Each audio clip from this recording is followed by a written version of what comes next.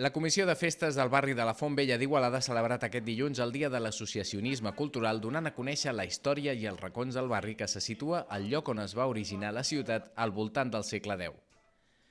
La visita ha anat a càrrec de David Martínez, guia del Departament de Promoció Cultural de l'Ajuntament d'Igualada, i de 2 cònsols de la Comissió del barri.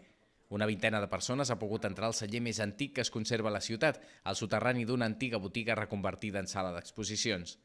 Un pou i part d'una tina permeten reconèixer la importància de la vinya en la Igualada medieval. La casa que van visitar es troba al lloc on hi havia el primer edifici documentat a la ciutat. La casa documentada més antiga és aquesta, aquest lloc aquí. I el 1390 fa referència d'una casa al costat del camí ral, que està al costat de l'arc de Sant Miquel, del portal de Sant Miquel. És aquest lloc. La font que dona nom al barri, la Font Vella, va ser la primera que va tenir la ciutat, encara emmurallada.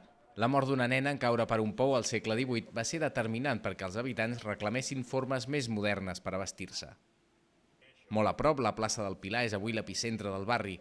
Segons va explicar Martínez, la ciutat va prometre dedicar-li un espai a aquesta divinitat si aconseguia esquivar una epidèmia de pesta.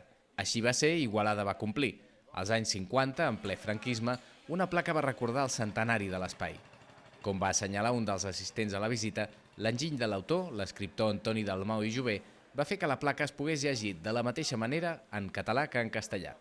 La plaça Pius XII està presidida per una joia modernista, Cala Mamita, el fruit de l'empenta d'una institutriu que va acabar substituint la dona de la família.